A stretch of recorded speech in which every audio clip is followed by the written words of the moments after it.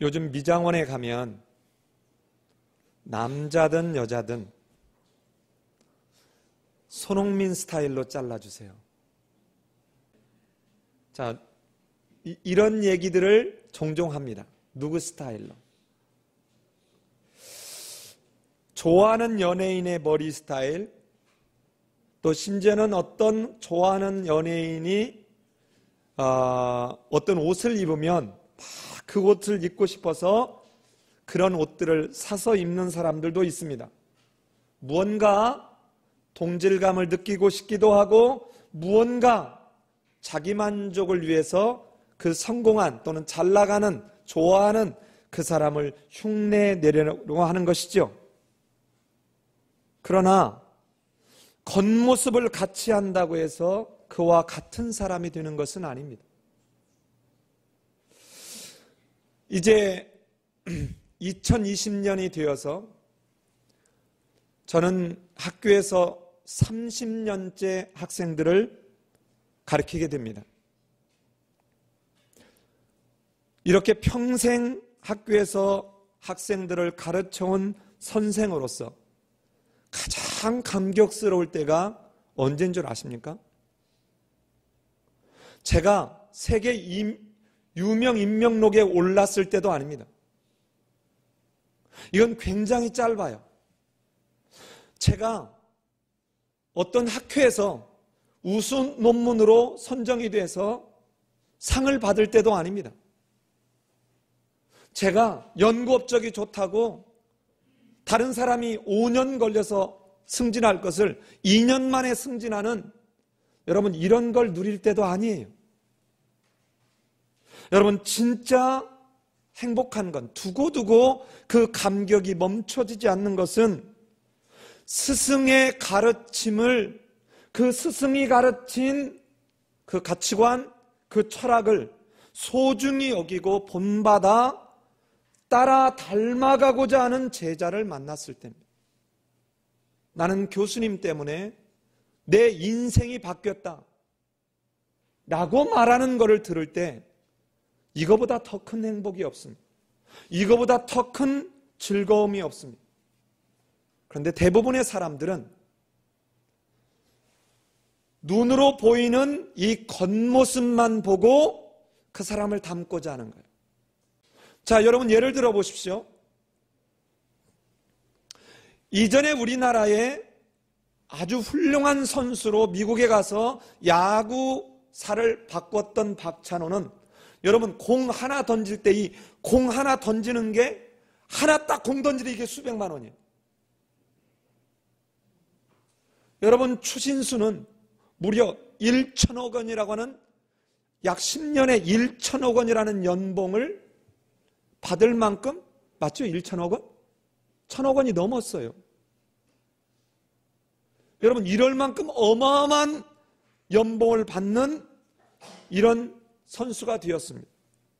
뿐만 아닙니다. 유현진이도 이번에 8천만 불인가를 받고, 여러분 8천만 불이면 약 1,000억 원 가까이 됩니다. 이걸 받고 무슨 팀? 예, 토론토 팀으로 갔습니다. 이제 손흥민이도 연봉이 100억이 넘을 거라고 봐요. 여러분, 어마어마하죠?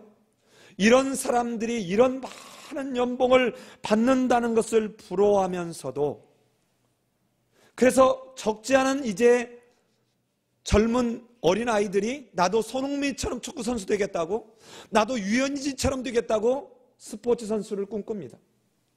근데 여러분, 그런 결과에 이르기까지 그 선수들이 어떤 고된 과정을 거쳤는지는 그들은 잘 모릅니다. 관심도 별로 없어요. 그냥 뭐만 보고요? 겉만 보고 그렇게 합니다. 정반대의 경우도 있습니다. 우리는 성공한 사람 또는 부자에 대해서 특별히 지나친 적대감을 갖습니다. 그냥 부자가 뭐 하나 실수하면 이걸 건수 잡아가지고 여러분 그냥 사정없이 매도질을 하고 사정없이 비난을 하고 인터넷에서 그냥 막 육두문자를 써요. 여러분 분명히 그 잘못한 것은 지적해야 되지만 그렇다고 이 사람의 모든 것을 송두리째 난도질할 해서는 안 됩니다. 왜 그래요? 우리는 그 과정 다 몰라요. 여러분 과정 다 모릅니다.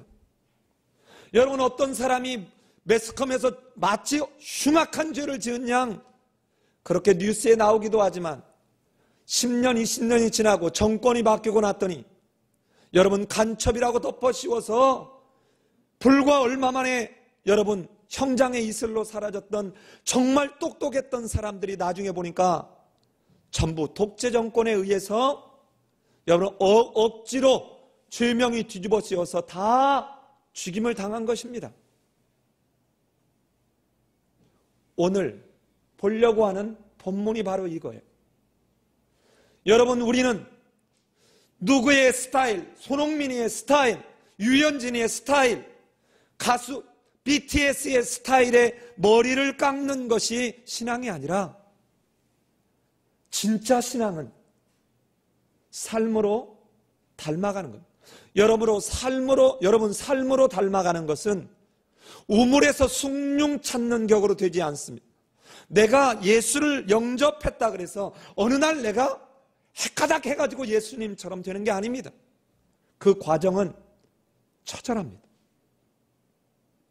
어쩌면 정말 그 예수님을 닮아가는 길은 아니 이거 아니잖아 라고 오히려 갈등과 여러분 뭔가 방황을 하게끔 만드는 길일지도 몰라요.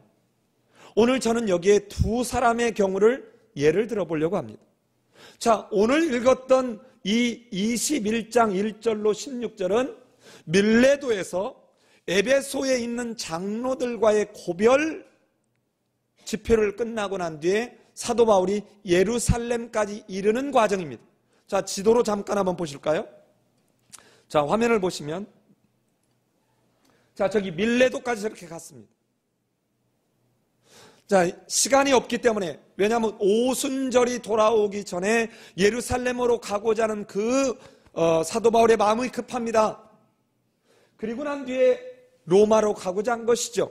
그래서 이제 여기에서 저 화면을 잘 보시면 저 고스로 로도로 그리고 바다라를 거쳐서 바다라에서 지금 어디로 갔어요? 두로까지 갔습니다. 자, 이 여러 지역을 거쳤는데 두로에 있었던 이야기가 한 이야기가 등장합니다. 자, 이 두로에 갔더니 제자들이 지금 얘기하는 겁니다. 자, 여러분 제자들 4절 같이 한번 다시 읽어보십시다. 예, 제자들이 성령의 감동으로 바울더러 예루살렘으로 들어가지 말라라고 얘기합니다. 자, 그리고는 또 한 곳이 다른 여러 곳을 거치지만 또 한 곳입니다. 자, 화면 다시 보시겠습니까? 화면을 보시면 자, 저기 두로에서 돌레마이를 거쳤고 돌레마이에서 어디로 갔어요? 가이사랴에 갔습니다. 자, 한번 가이사랴에 간 걸 한번 이제 살펴볼까요? 어디를 가시냐면 8절을 갑니다. 자, 8절 다시 한번 읽어보십시다. 시작. 예, 누구의 집에요? 예, 전도자 빌립에 관한 이야기가 등장합니다. 여러분, 전도자 빌립, 여러분 기억나십니까? 사도행전 6장에서 7 집사를 세웠던 거 기억나시죠? 이 7 집사 중에 하나가 누구였어요? 빌립이었습니다. 헬라파 유대인입니다. 자, 그런데 이 빌립의 이야기를 우리는 이미 지나온 지가 좀 됐는데 한번 잠깐 상고해 보려고 합니다. 자, 화면을 한번 보시겠습니까? 자, 예, 제대로 뭐가 안 됐군요. 자, 보시면 바로 스데반이 순교하는 게 34년 내지 35년경에 예수님이 AD 30년에 순교당한 것으로 보여집니다. 34년 내지 35년에 스데반이 순교했습니다. 이 스데반의 순교에 적지 않은 영향을 줬고 앞장서다시피 한 게 누굽니까? 바로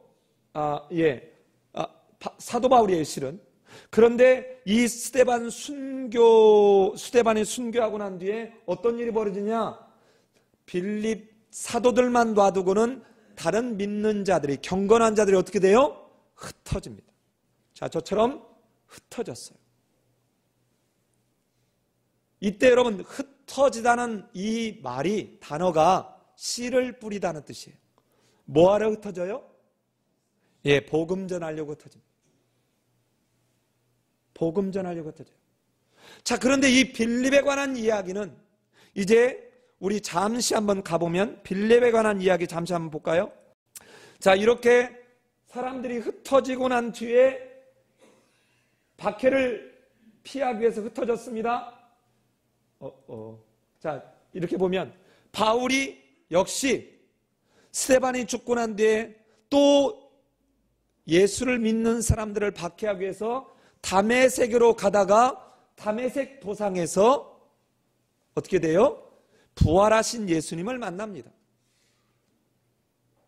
자, 그리고 난 뒤에 이제 다메섹에서 전하기도 하고 아라비아 광야를 갔다가 고향 다소로 가 있는 기간이 한 10여 년 흘러갑니다. 그리고는 약 1년 정도 바나바가 다소에 가서 바울을 데려다가 안디옥에서 함께 사역을 하고 저기 1차 전도행, 2차 전도행, 3차 전도행을 가는 거죠. 그리고 난 뒤에 저기 위에 있는 게 사도 바울이 쭉 쓴 서신서의 시대 순으로 기록한 거예요. 우리말 성경에는 저 순서로 안 돼 있지만 사도 바울이 쓴 순서는 저 순서입니다. 자, 그런데 왜 제가 이 표를 만들었을까요? 잘 보시면 지금 사도 바울이 어느 때요? 저기 3차 전도의 로마서를 쓰고 가이사랴 감옥에 들어가기 직전입니다. 그러면 가이사랴 감옥에 58년, 59년에 가이사랴 감옥에 있으니까 지금은 언제쯤일까요? 57년에서 58년 사이겠죠. 제가 드리는 말씀 아시겠죠? 자, 그럼 바울이 회심해서 34년에 회심했다면 34년에 회심해서 약 58년까지 4, 5년 흘러가고 있죠. 됐나요? 자, 그런데 밑에 이 바울만 이렇게 선교 활동을 한 게 아니라 누구도 빌립을 포함한 흩어진 자들도 지금 뭐 하고 있어요? 예, 똑같이 복음 전도 사역을 하고 있습니다. 성경은요, 하나님이 전하고자 하는 어떤 목적을 가지고 하나님이 기술한 책이기 때문에 모든 사람의 모든 이야기를 다 쓸 수가 없어요. 그래서 예루살렘과 온 유대와 사마리아와 땅끝까지 이르러 복음이 확장되어 가는 이걸 보여주기 위해서 뒷부분은 사도 바울 중심으로 쓰고 있을 따름이에요. 그러면 이 뒷부분에도 누가 있다고요?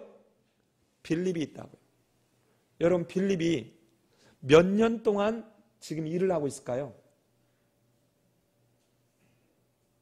여러분, 빌립이 저 스데반 순교하고 난 뒤에 흩어져서 가이사랴로 갔는데 그 가이사랴에 가서 무려 25년 가까이 지금 복음을 전하고 있는 거예요.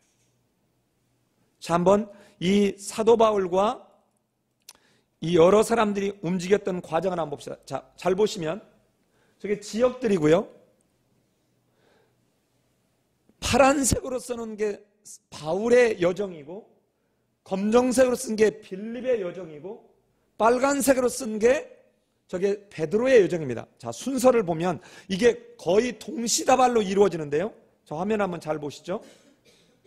잘 보시면 자, 예루살렘에서 저 검정색이니까 빌립이겠죠. 예루살렘에서 맨 먼저 어디로 가요? 사마리아로 갑니다. 여러분, 유대인들이 사마리아 사람들을 어떻게 여기죠? 상종을 안 합니다. 아주 거지같이 생각해요. 저것들 부정한 것들, 왜? 이방 피가 섞인 것들, 저것들 우상 숭배의 원산지, 뭐 이런 아주 천대하고 멸시하는 바로 거기에 빌립이 가서 복음을 전하는 거예요. 근데 그들이 너무 잘 받아들이는 거예요. 이 말을 듣고 여러분 예루살렘에서 베드로와 요한이 가서 확인하러 가는 겁니다. 자 보십시오. 자 저기 빨간색이 나왔죠. 베드로와 누가요? 요한이 저기 가서 확인해 보니 거기에도 임한 거예요. 그들의 안수하자 뭐가 임해요? 성령이 임합니다. 성령이 임해요. 오순절에 그들에게 임했던 성령이 그들이 아주 멸시하고 천대하고 우습게 여겼던 사마리아 사람들에게 임해요. 여러분 이걸 보고 이제 빌립은 더 확신 속에서 움직입니다. 잘 보시면 자 이렇게 가다가 누구를 만나죠? 예, 구스에서 온, 즉 에디오피아에서 온 네시를 만나서 네시가 성경 읽는 걸 보고 네가 읽는 것을 깨닫느뇨? 하고 물었다가 쭉 설명해 주고 난 뒤에 그에게 세례를 베푸는 일을 하는 게 바로 빌립이에요. 자 그런데 저기 화면을 보시면 저 빨간색으로 있었던 베드로는 이때 사마리아에도 성경이 전해졌고 성령의 역사가 나타나는 걸 보고 난 뒤에 그 자기들이 싫어했던 그 사마리아 지역 여러 마을을 다니면서 복음을 전합니다. 실은 이미 하나님이 이 베드로와 요한 이 사도들이 유대인으로서 이방인에 대한 생각을 바꿔가도록 이미 하나님이 성령을 통해서 저들을 이끌어가고 계시는 거예요. 여러분 우리는 어때요? 한번 내 생각이 뭐가 딱 사로잡히면 여러분 끝까지 자기 고집 안 버리려고 하죠. 심지어는 성경이 뭐라고 해도 자기 생각이에요. 여러분 제가 왜 설교 준비할 때나 성경 강좌할 때 성경 구절을 다 쓰는 줄 아세요? 저도 모르게 제가 가지고 있는 그 성경적 지식 또는 지금까지 종교적 습관으로 말하려고 할 것 같아요. 근데 이제 나중에 가면 어떤 일이 벌어져요? 이게 진짜 성경에서 이렇게 말하고 있는지 말하고 있지 않는지도 모른 채 그냥 내가 습관에 젖어가지고 얘기할 수 있다고요. 여러분 남의 문제가 아니에요. 자 보십시오. 자, 저 베드로가 이미 사마리아를 경험해 왔죠? 그런데 빌립은 자 화면 보시면 저기 산에서 갔지만 그 다음에 어디로 가요? 아소도라고 하는 블레셋 지역으로 가서 아주 그 이스라엘 역사 내내 원수 지역이죠. 저 아소도로 갔고 그 다음에 어디로 갑니까? 저 5번이라고 써있는 어디로 갔어요? 가이사랴로 갔습니다. 이 가이사랴는 유대 땅이지만 사실상 이방인 지역과 다름없습니다. 이 가이사랴에 뭐가 있냐? 당시에 유대를 지배했던 로마의 총독부가 여기 있습니다. 사령부, 군대 사령부. 여기는 이방인들이 많이 살아요. 지금 여기를 가 있었던 이야기가 8장에서 끝난 거예요. 그런데 지금 몇 년 정도가 지나간다고요? 25년 가까이 어디에서? 가이사랴에서 복음 전하는 거예요. 여러분 누가 알아도 주지 않습니다. 여러분 그 뒤에 21장 여러분 8절에서 빌립 이야기 나오고 그 뒤에는 더 이상 빌립 이야기는 등장도 안 해요. 사도 바울처럼 스포트라이트 받지도 못해요. 베드로처럼요 다시 뭔가 설명도 안 나와요. 그런데 몇 년 동안요? 25년 가까이 그곳에서 뭐 한다고요?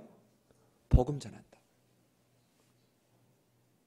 여러분 믿음은 신앙은 스타일 아닙니다.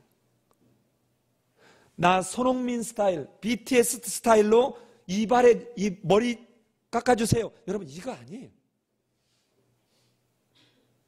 근데 우리는 이런 데 너무 익숙해 있습니다. 특별히 요즘 시대에 너무 많이 우리도 모르게 젖어버린 신사도주의에 내가 얼마나 만족하면서 기도하고 내가 얼마나 만족하면서 찬양하느냐가 찬양을 제대로 했고 안 했고 기도를 제대로 했고 안 했고를 판단해버리는 근거가 되는 거예요. 너무 안타까운 일. 심지어는 말씀을 하나님의 말씀이 내게 어떠한 느낌을 줬냐가 하나님의 말씀의 가치를 평가하는 상황이 되어버렸습니다. 자, 이 빌립을 보면서 여러분, 나는 지금 예수를 믿기 시작한 지 몇 년 되셨는지 한번 생각해 보십시오. 얼마나 누군가가 나를 알아주지 않아도 그 하나님 바라보면서 여러분 우직하게 하나님과 동행하는 길을 걸어갑니까? 이 빌립을 보면서 누구를 생각했냐면요,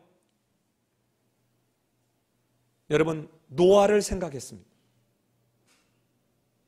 노아에게 하나님은 이렇게 말씀하십니다. 내가 이 땅을 물로 심판할 텐데, 자, 저 산 꼭대기에 나무로 방주를 지어라. 여러분, 그런데 그 짓는 방주의 사이즈가 장난이 아니에요. 여러분, 미국의 실제 사이즈로 만들었습니다. 신시내티 있는데 실제 노아 방주 사이즈로 지었어요. 여러분, 가보니까 정말 안 믿어질 만큼 커요. 어떻게 그 당시에 무슨 재주로 그 산 꼭대기까지 나무를 끌어올렸으며 도대체 그 많은 나무를 어떻게 쓸까? 배수 시스템은 어떻게 쓸까? 이해가 안 됩니다. 인간의 머리로 이해하면 이해할 수 없지요. 여러분, 그 설계도를, 성막을 짓고 성전을 짓는 그 설계도를 하나님이 모세와 다윗에게 준 것처럼 아마 노아에게도 주셨을 거예요. 여러분, 그런데 이때 이 노아를 소개하는데 성경 기자는 뭐라고 소개하느냐면요, 노아는 당대 의인이요 완전한 자라. 노아는 하나님과 동행하였다라고 얘기합니다. 여러분 생각해 보세요. 다들 조롱했을 겁니다. 저 노인네가 망령이 났구나. 아, 이렇게 날이 맑고 좋은 날, 아니 산 꼭대기에다가 방주를 지어?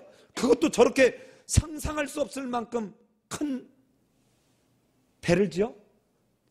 여러분 다 조롱했을 거예요. 그런데 어떻게 했어요? 마침내 다 짓자. 이제 암수 한 쌍씩 다 태우라. 태우고 나고 문이 딱 닫히자. 여러분 어떤 일이 벌어지죠? 예, 하나님은 저들이 한 번도 경험해보지 못했던 어마어마한 비와 또 밑에 샘이 터지는 이것 속에 모든 것이 다 잠겨버리게 하셨습니다. 여러분 이게 믿음이에요. 신앙은 누구의 스타일을 일시적으로 담거나 흉내내는 일이 아닙니다. 자, 또 한 사람이 있습니다. 이 또 한 사람이 누구냐? 바로 11절에서 아가보를 통해서 외치는 이야기입니다. 자, 화면을 좀 더 보고 그쪽을 더 보겠습니다. 자, 5번까지 가이사랴 갔는데요. 보시면, 자, 이제 파란색이 나왔죠? 파란색이 누구죠? 사울이죠. 사울이 예루살렘에서 지금 어디로 갑니까? 저 오른쪽 위에 다메섹 도상에서 누구를 만나요? 예수님 만났습니다. 그리고 난 뒤에 누구 만나요? 아니, 다메섹으로 갔습니다. 다메섹에서 어디로 가요? 아라비아로 갔습니다. 아라비아에서 다시 다메섹으로 왔어요. 다메섹에서 다시 저 밑에 예루살렘으로 왔는데 누가 중재하죠? 바나바가 중재합니다. 사도들이 다 경계할 때 바나바 당시에는 사도가 아니었어요. 아마 예루살렘 교회의 어른에 속하지 않았을까 싶습니다. 그런데 이 바나바의 얘기를 온 사도들이 다 받아들이고 사울을 형제로 맞아들입니다. 자, 그리고 난 뒤에, 자, 보십시오. 사울이 저렇게 변해서 돌아오고 난 뒤에 어디로 갑니까? 이제 가이사랴를 거쳐서 저기 다소로 갑니다. 다소로 갔다가 아까 바나바에 의해서 어디로 간다고요? 안디옥으로 다시 가는 거예요. 안디옥으로. 자, 요렇게 이게 지금 9장에서 등장하는 이야기고요. 그 다음에 누구의 저기 빨간색은 베드로죠. 베드로가 다시 어디로요? 루따로 가서 루따에서 또 어디로? 요빠에서 어디로 갑니까? 가이사랴로 갑니다. 가이사랴로. 가이사랴에 누가 있었죠? 예? 가이사랴에 누가 있었어요? 아니요. 10장 11장에 가면 가이사랴에 누구 만나죠? 사도행전 10장 11장에 로마 백부장 고넬료 만나죠. 자 보십시오. 빌립도 가이사랴에 가고 사도 바울도 가이사랴를 거쳐서 자기 고향으로 가고 누구도 가요? 예, 뒤에 베드로도 갑니다. 베드로가 가이사랴 가려고 할 때 순적히 가요? 아니면 거부해요? 거부합니다. 나는 부정한 짐승 먹지 않는다는 거예요. 하나님이 내 귀탱이 있는 보자기에 부정한 짐승과 정결한 짐승 합쳐 있는 걸 3번씩이나 내려주는 걸 보고 난 뒤에야 갑니다. 자, 특징이 뭐예요? 성령의 인도하심에 순종합니다. 자, 그리고는 다시 베드로가 어디로 돌아와요? 예루살렘으로 다시 돌아오는 이야기입니다. 잘 보십시오. 이러한 빌립이나 사도 바울이나 그리고는 이 베드로의 요 사역은 스데반 사역과 함께 연결됩니다. 자, 우선 스데반 사역과 빌립 사역을 한번 같이 볼게요. 화면 보시면. 자, 스데반 사역은 예루살렘에서, 빌립 사역은 사마리아와 유대 지역에서입니다. 자, 지금 뭔가 이어지죠. 예루살렘과 온 유대와 사마리아와 땅끝까지죠. 사마리아도 유대 안에 있는 한 지역입니다. 자, 들어가 보면 예루살렘에서 스데반이 성전에 대해서 설명하고 예수에 대해서 설명을 하지만 저들은 듣지만 깨닫지 못합니다. 복음을 거절하고 오히려 박해합니다. 그런데 사마리아 사람들은 듣고 뭐예요? 믿어요. 그리고 어떻게 합니까? 세례를 받습니다. 이 말은 복음을 받아들였다는 거예요. 유대 지역 역시 복음을 믿고 세례를 받습니다. 복음을 받아들였다는 것이죠. 저기는 사마리아 지역과 유대 지역은 사도행전에 보면 큰 기쁨이 있고 그리고는 기쁘게 길을 가는 구스의 넷이 바로 이야기로 마무리가 됩니다. 그런데 왼쪽에 예루살렘에는 뭐가 등장하지 않아요? 기쁨이 등장하지 않아요. 예루살렘에 있는 유대인들 속에는 기쁨이 등장하지 않습니다. 오히려 어떻게 하면 스데반을 죽일까를 생각하는 것이죠. 자, 그렇다면 여기서 사마리아와 온 유대에서 지금 이제 유대인들이 생각을 바꿔야 돼요. 어떻게요? 유대인들이 미워하고 차별하는 사마리아 사람들도 하나님의 나라의 백성으로 편입되는 새로운 질서가 시작되었음을 이제는 받아들여야 되는 거예요. 여러분, 우리도 성경을 바르게 알았으면 이제는 지금까지 알았던 것을 내려놓고 여러분, 성경의 말씀을 따라 우리는 그 질서, 그 원리로 여러분 우리가 바꿔야 돼요. 끝까지 고집을 부리면 여러분 그건 예수님을 믿는 게 아니에요. 스타일만 닮아가는 거예요. 저 온 유대에서는 뭘까요? 유대인이 부정한 존재로 여기던 이방인 누구예요? 넷이잖아요. 이 넷이 이방인들도 하나님 나라의 백성으로 편입되는 새로운 질서가 시작되었음을 받아들여야 됩니다. 이제. 자, 그런데 보시면 이 스데반 사역을 통해서 말해주려고 하는 것은 유대인의 내부적으로 종교적인 인식이 전환돼야 된다는 거예요. 이제는 더 이상 성전 아니다는 거예요. 예수님이 보여줬지 않았냐? 무화과나무가 열매가 없자 무화과나무를 저주하는 걸 보지 않았냐? 이파리만 무성했다는 거예요. 종교적인 행위만 무성했지 그 성전이 행해야 될 진짜 모습, 이것은 안 했다는 거예요. 그래서 어떻게 돼요? 이제 이 성전은 돌 위에 돌 하나가 남지 않도록 다 다 회파될 거라 이거 선포하신 거예요. 이제 예수로 시작된 새로운 종교 질서, 새로운 종교 체계를 받아들이라는 거예요. 여러분, 이러한 복음 전파를 듣고 지금 빌립은 자기 생각 바꾸고 25년 넘게 가이사랴에서 지금 복음 전하는 겁니다. 자, 오른쪽은 뭘까요? 외부적 측면입니다.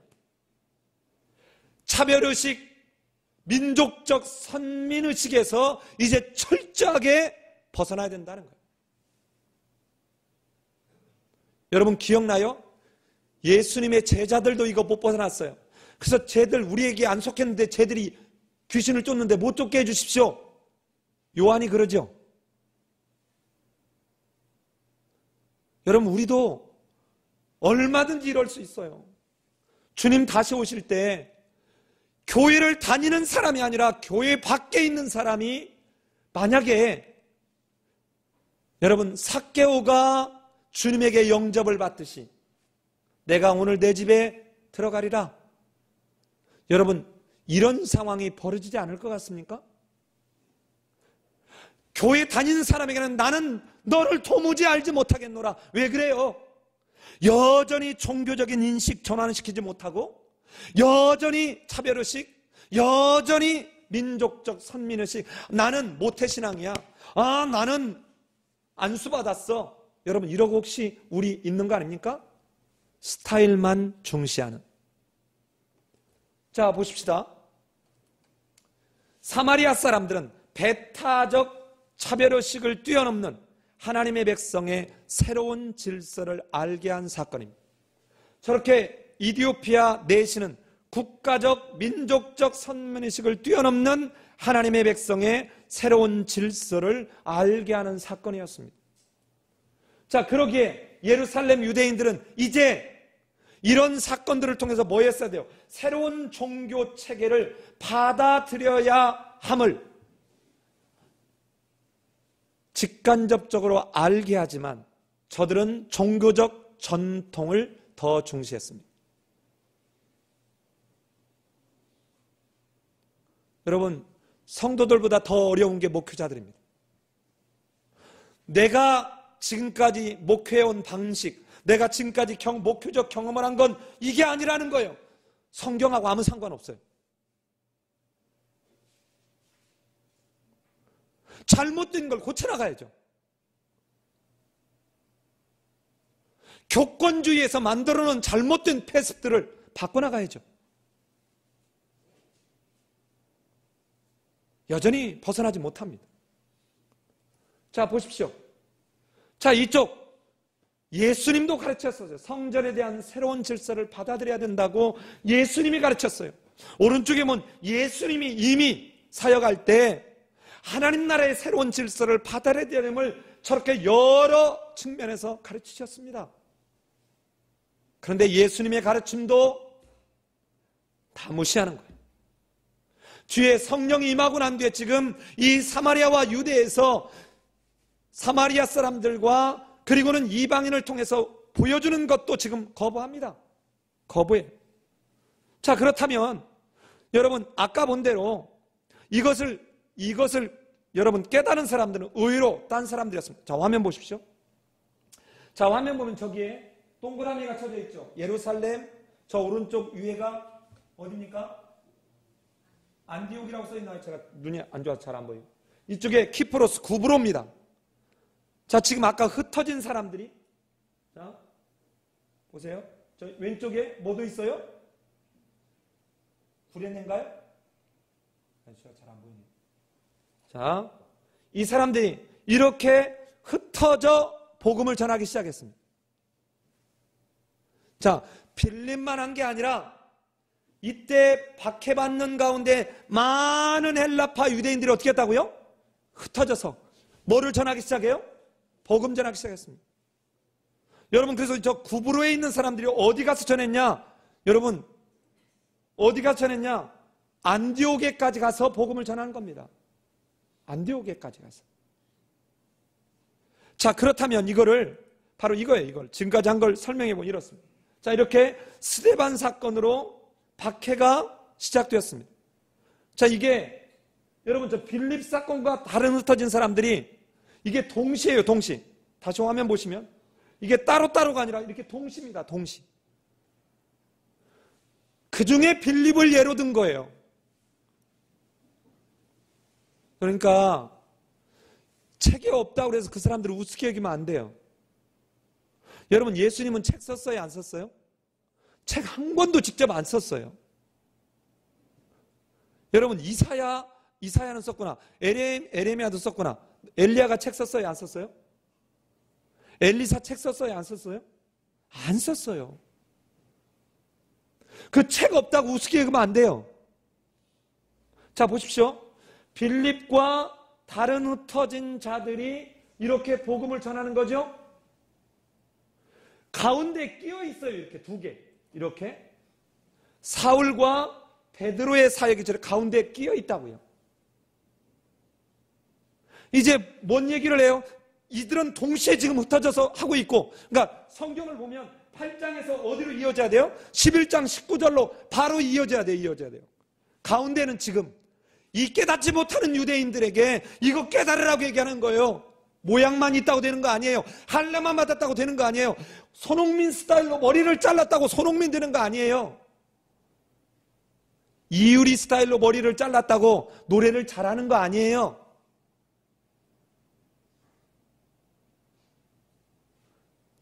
자, 아까 말씀대로 저기는 이방인 대시고 이방 지역입니다. 공통점이 있잖아요. 자, 그리고 난데 역시 이자 베드로와 요한을 보내서 이걸 확인하게 합니다. 이거 성령의 역사요. 하나님의 나라를 하나님이 확장시키고 있다는 거예요.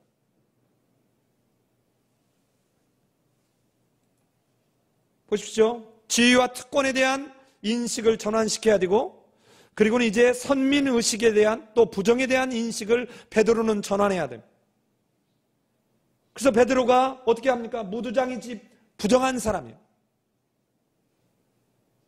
동물 가죽을 가지고 뭔가를 하는 이 무두장이 집에 들어가서 부정한 집에 들어갑니다. 유대인들로는 있을 수 없는 일이에요. 이방 고넬료 사람 집에 들어가서 집에 유숙해 합니다. 그 집을 받아들이는 것을 의미한 거죠. 고넬료에 가서 이방인들과 교제합니다. 당시에 유대인인 베드로에게는 있을 수 없는 일이에요. 뿐만 아니라, 자, 이들에게는 뭘 할까요? 이방에도 성령이 강림했고, 이게 이 성령의 사역임을 증언하는 일이 생긴 겁니다. 그래서 사도 베드로가 11장에 하면 이건 성령이, 내가 가서 아무것도 하지 않았다. 그냥 말씀을 전했는데 성령이 임하더라. 뭐를 지금 얘기하는 겁니까? 성령의 역사임을 얘기하는 거예요. 여러분, 하나님을 믿는다는 건요, 흉내내는 일이 아니에요. 찬송가 몇 곡 알고 기독교적인 멋 알아가지고 여러분 이런 흉내내는 일이 아니에요. 이제 지금까지 가졌던 내 인식, 내 가치관 이것 놓고 예수님 닮아가는 겁니다. 여러분, 어제까지 믿는 자들을 잡아 죽이려고 했던 사도 바울이 여러분 지금 예수를 닮아가는 거예요. 그거 받아들이는 거예요. 이제 시작했습니다. 자, 다른 흩어진 자들도 뭐예요? 예루살렘 교회의 지도를 받아서 바나바를 파송합니다. 어디로요? 예루살렘 교회가 이제 바나바를 파송하는 거예요. 안디옥 교회를 맡을, 이 안디옥 교회를 먼저 복음을 전한 게 바나바가 아니에요. 여러분, 흩어진 누구라고요? 예, 헬라파 유대인입니다. 이 흩어진 자들이 먼저 씨를 뿌리기 시작했어요. 먼저 씨를 뿌리기 시작했어요. 자, 그렇다면 이제 사도 바울이 가이사랴로 갔습니다. 우리 8절 다시 한번 읽어봅시다. 자, 8절 다시 한번 읽어봐요. 같이 읽습니다. 시작.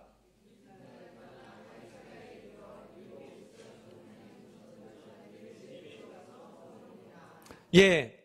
자, 여러분 지금 8절에서 빌립 집에 들어가서 머무는데 거기에 아가보라고 하는 선지자 예언자가 나타나서 지금 예언을 합니다. 그 이야기가 11절입니다. 우리 11절 같이 한번 읽어보십시다. 시작.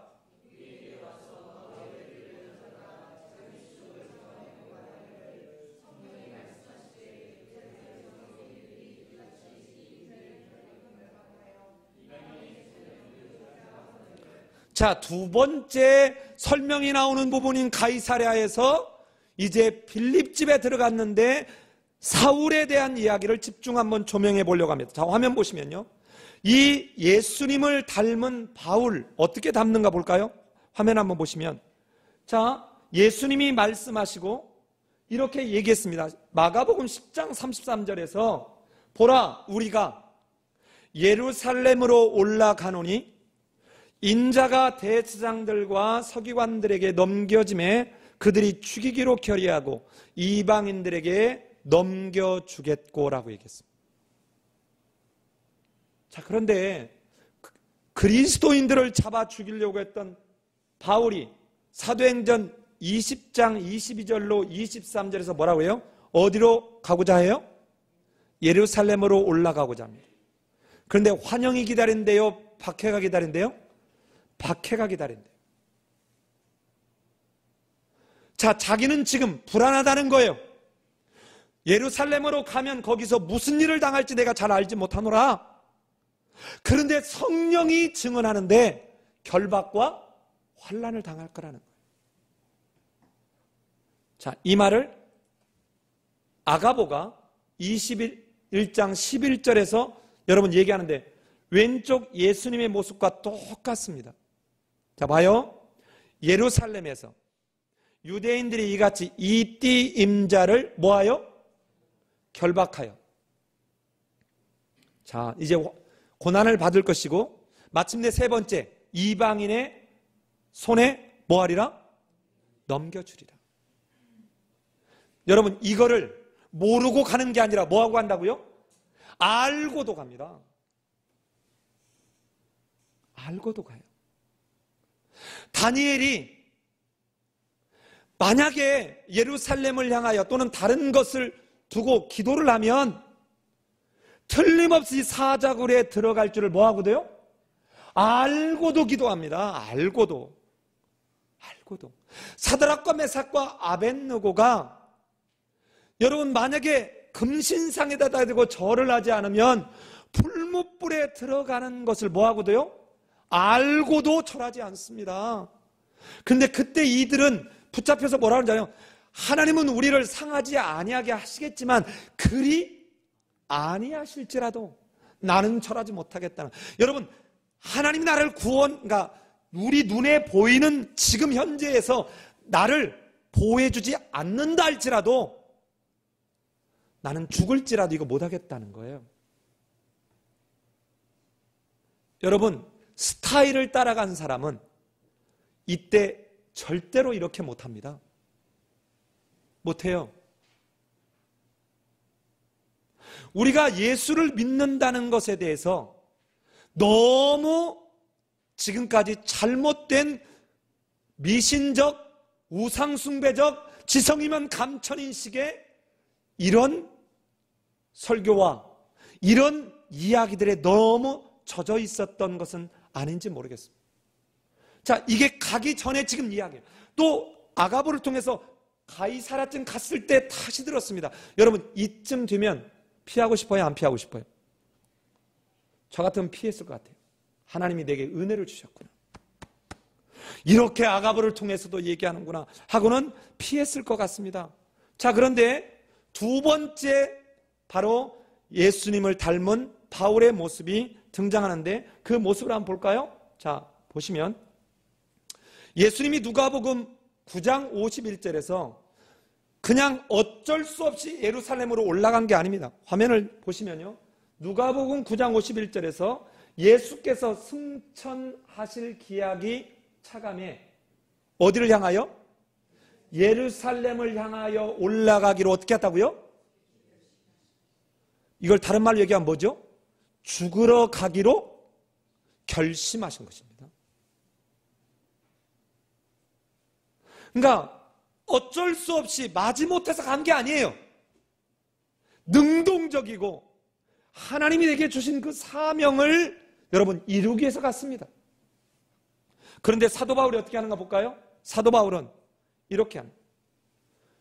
자, 10장 22절에서 보라, 이제 나는 뭐에 매여? 성령에 매여. 자, 여기 성령에 매여라고 되어 있는데 개역 개정에는 이것이 심령에 매여라고 이렇게 번역을 했어요. 이건 뒤에 좀 설명을 할게요. 내가 심령에 매여 또는 성령에 매여 어디로 간다고요? 예루살렘으로 가는데 거기서 무슨 일을 당할지 알지 못하노라. 그런데 이것을 21장에서 아가보의 예언을 들은 그 동료들이 제발 예루살렘으로 올라가지 말라고 하자 그때 사도 바울이 한 말이 13절입니다. 우리 13절 같이 한번 읽어보십시다. 시작.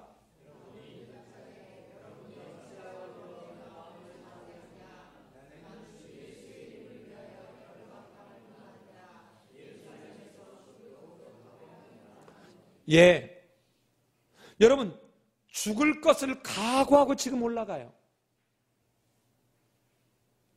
여러분 진짜 신앙이 아니면 이렇게 못합니다. 여러분 우리가 말로는 부부끼리도 내가 물에 빠지면 어떻게 할 거야? 하고 묻죠. 여러분 될 것 같죠? 잘 안 돼요. 예? 물어봅니다. 어때? 아들하고 나하고 빠지면 누구 구할 거야? 여러분 쉬울 것 같지만 안 쉬워요. 자, 예수님이 하나님의 뜻에 순종하여 적극적으로 올라갔습니다. 죽으러 올라갔어요. 예루살렘으로 올라갔습니다. 자, 그런데 사도 바울도 역시 나는 죽을 것도 각오하였노라. 근데 이게 처음 나오는 게 아니에요. 우리 20장 24절 한번 다시 가보십시다. 20장 24절 같이 읽습니다. 시작.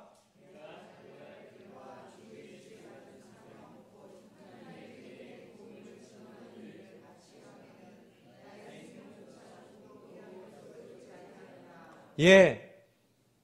지금 이 사도 바울이 밀레도에서 했던 이 말은 여러분 흉내내거나 여러분 뭔가 믿음 있는 척하는 언사를 쓰는 게 아닙니다. 진짜 가이사랴에서 그 이야기가 다시 나왔는데도 나는 결박당할 뿐 아니라 뭐도 각오했다고요? 예, 죽음도 각오했다고 올라갑니다. 자, 그렇다면 이제 세 번째 사도 바울이 예수님을 닮은 바울을 한번 볼까요? 보시면 유대인들 무리들이 예수님을 향해서 외쳤던 말을 한번 보십시오. 자, 누가복음 23장 18절 같이 읽습니다. 시작.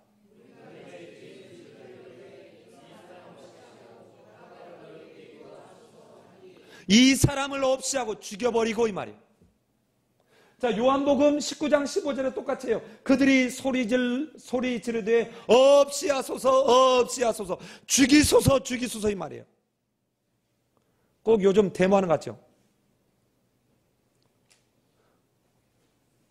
그를 십자가에 못 박게 하소서.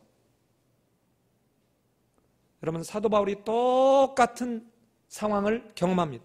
자, 저 21장 36절 같이 한번 읽어봅시다. 시작.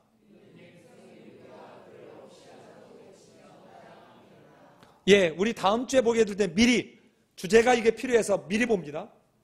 백성의 무리가 뭐 하자고요? 그를 없이 하자고. 여러분 이 죽음의 길을 갈 수 있는 것은 스타일로 안 됩니다.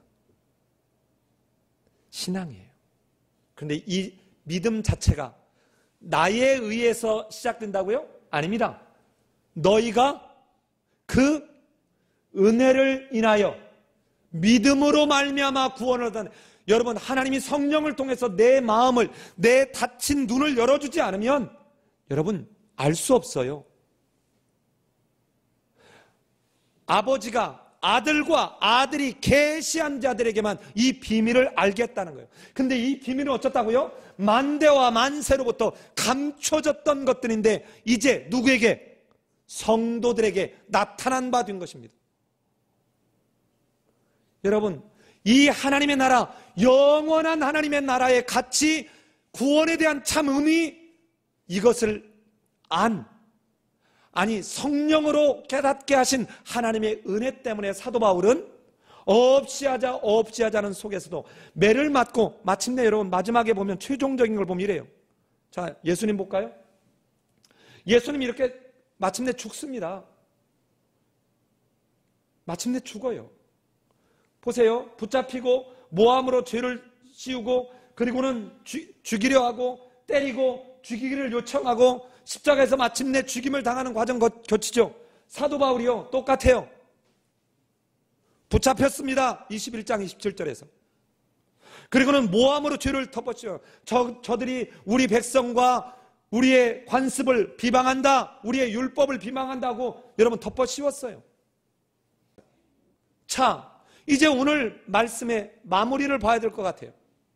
여러분, 근데 참 놀랍지 않습니까? 베드로가 가이사랴를 갈 때도 누구에 의해서 갔어요? 성령의 인도하심을 따라갔습니다. 여러분, 빌립이 사마리아 갈 때도 누구에 의해서 갔어요? 성령에 의해서 갔습니다.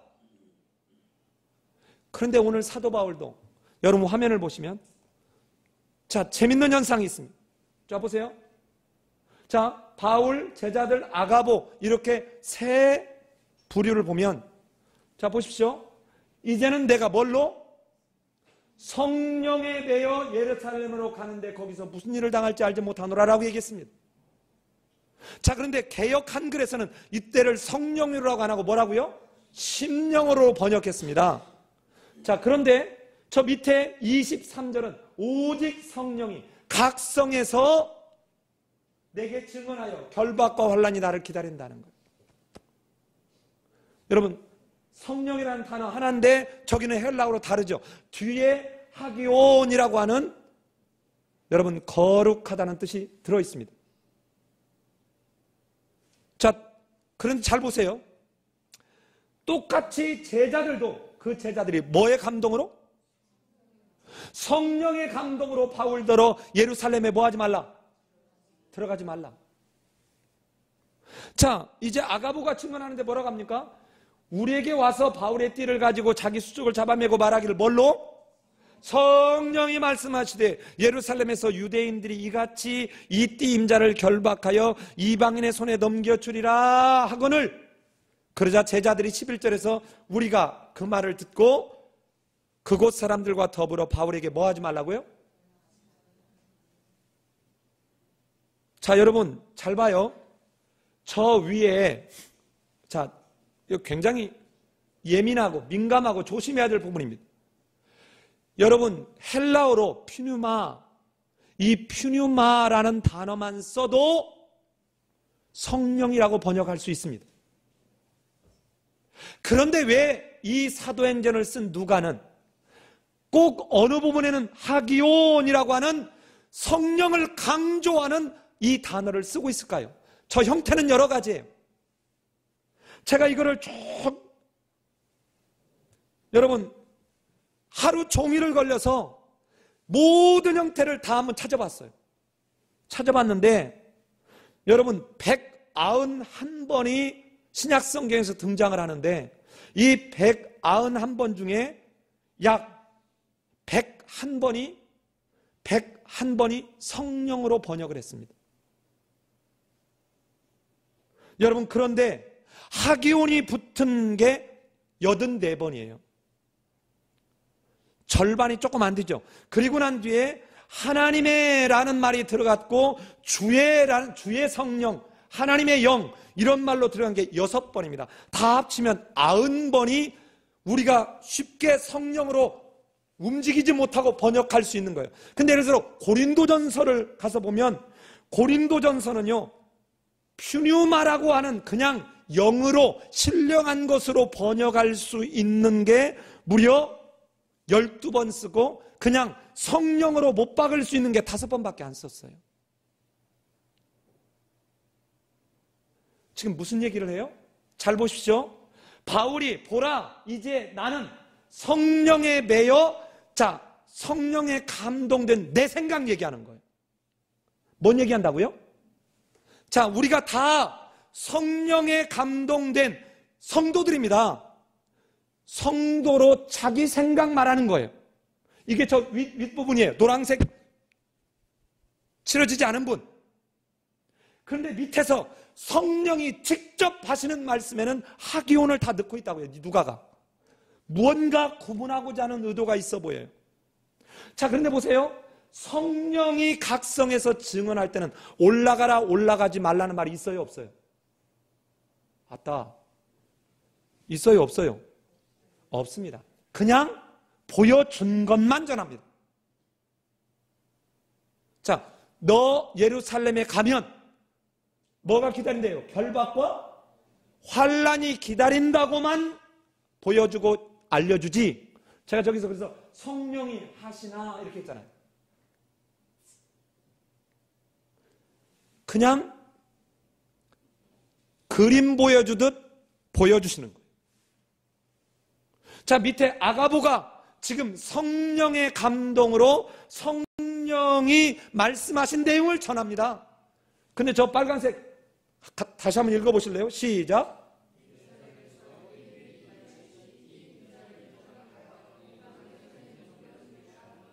성령이 이렇게 말씀하신 거예요.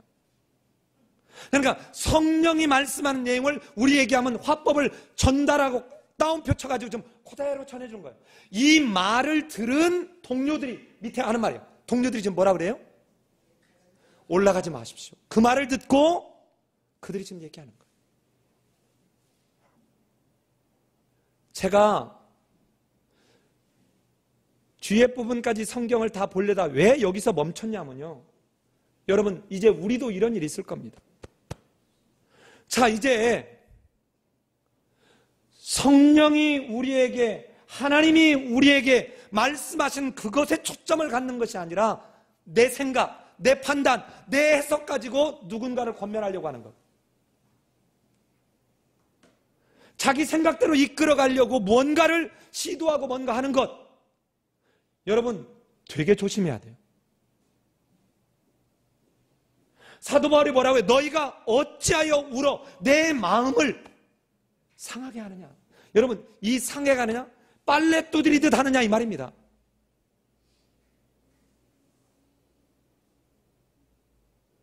여러분, 우리가 얼마나 많은 경우에 성령이 내게 말했다, 하나님의 뜻이라는 말을 우리 얼마나 쉽게 얘기합니까? 우리는 너무 쉽게 자기 생각, 자기 느낌, 자기 판단을 마치 하나님 것 양 딱 해버리는 거예요. 여러분, 사도 바울이 성령의 명령을 어긴 게 아닙니다. 언뜻 보면 성령의 감동을 얘기하는데, 아, 사도 바울이 진짜 고집이 세구나 라든지, 또는 어떤 사람은 또 이런 해석을 하는 사람도 있어요.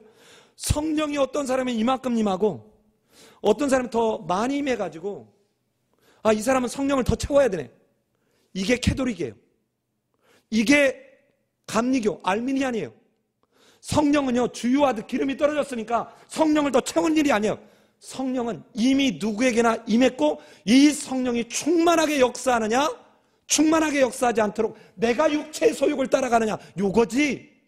성령이 어떤 사람에게는 약하게 임했고 어떤 사람에게는 성령을 한 10,000리터 집어넣어가지고 충분해, 이럴 일 아닙니다. 성령의 양의 차이도 아니고. 그러면 제자들이나 아가보가 한 얘기는 성령이 좀 적게 채워져서 말했기 때문에 더 많이 채워진 사도 바울이 야, 웃기지 마라, 야, 너네들 내 정도는 그래도 돼야지 하고는 지금 다 묵살시키고 온 이런 이야기가 아닙니다. 성령은 예루살렘에 가서 어떤 일을 당하게 될지를 그들로 보게 했어요. 이제 뒤에 나가면 알아요. 이제 성령을 통해서 두려워하지 마라. 네가 로마에 가서도 복음을 전해야 하리라. 직접 나타나서 말씀합니다. 사랑하는 여러분, 만약에 스타일로 한다면 이때 어떻게 할까요? 이렇게 얘기합니다.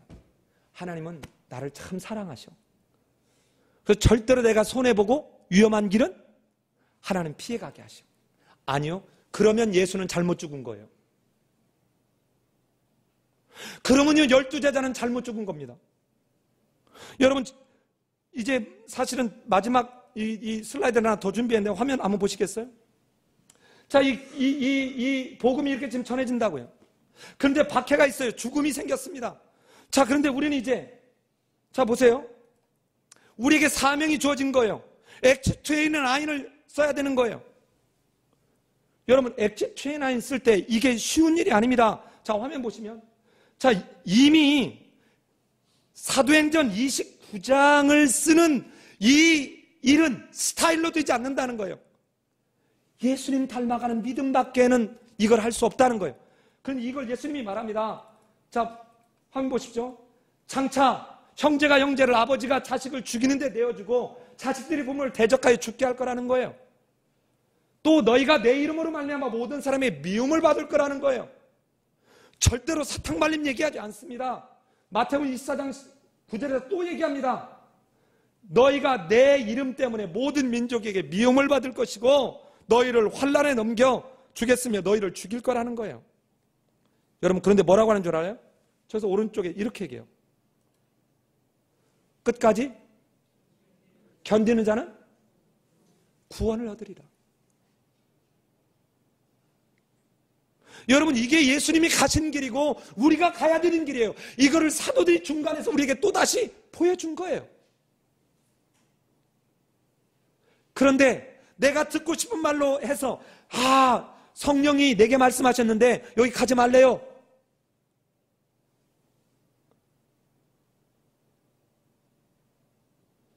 여러분 그랬으면 우리나라에 와서 순교당할 선교사들은 정말 바보 같은 사람들인 거예요. 왜 그 젊은 나이에 와서 순교를 당했을까요? 여기에 보면 이제 뭐 마태복음, 누가복음 할 것 없이 계속 나오는데 자, 요한복음도 나옵니다. 자, 보십시오. 요한복음도. 자, 화면 보십시오. 공관복음 이제 넘어가고. 자, 보세요. 내가 너희를 세상에서 택하였기 때문에 세상이 너희를 미워하였다. 뭘로 택했어요? 예수님의 동역자들로 택했습니다. 사람들이 나를 받게 하였은즉 너희도 받게 할 것이요 사람들이 내 이름으로 말미암아 이 모든 일을 너에게 하리니 이는 나를 보내신 이를 알지 못함이라. 여러분 아는 사람만 갈 수 있어요. 이걸 다른 말로 얘기하면 예수님을 믿는 사람만 갈 수 있어요. 스타일로는 못 갑니다. 스타일로는 절대로 못 갑니다. 요한복음에서 또 말합니다. 세상이 그들을 미워하였다. 세상 너희를 출교할 뿐만 아니라 무릇 너희를 죽이는 자가 생각하기를 이것이 하나님을 섬기는 거라고 그들은 생각한다는 거죠. 자, 그럴 때 여러분 16장 33절에서 세상에서는 너희가 환난을 당하나 담대하라. 왜 그렇답니까? 내가 세상을 이기었노라. 여러분 이렇게 말한 그대로 여러분 사도행전에 들어와서도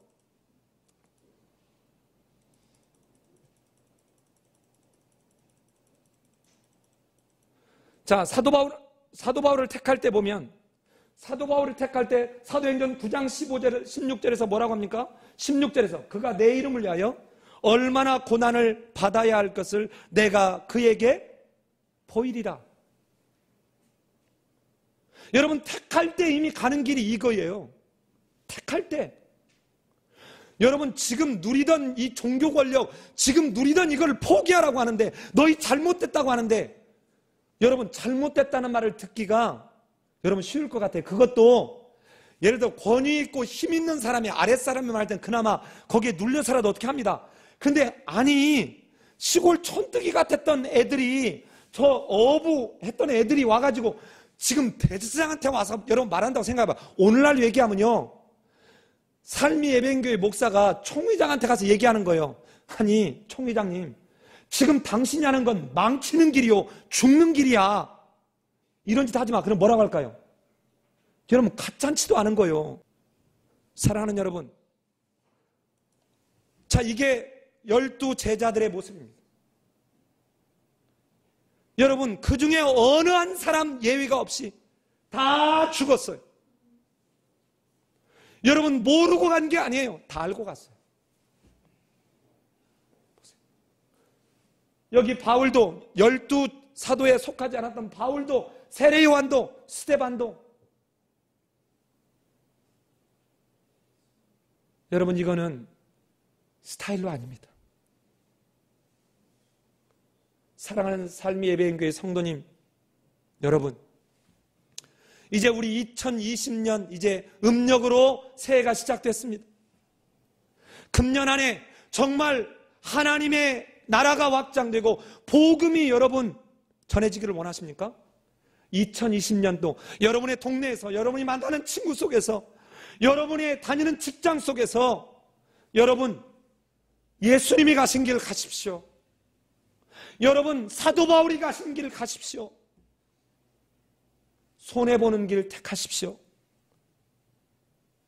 여러분, 이러지 않으면 너나 잘하세요. 예수 믿는 것들은 입만 살았어.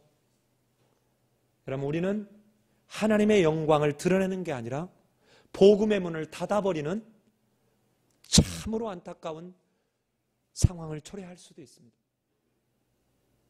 올 한 해 여러분과 제가 주 앞에서 이 사명을 잘 감당한 스타일이 아닌 삶으로 담는 신앙을 통해서 이 예배당이 하나님이 기뻐하시는 그 예배자들로 가득 차질 수 있기를 예수님의 이름으로 기도합니다.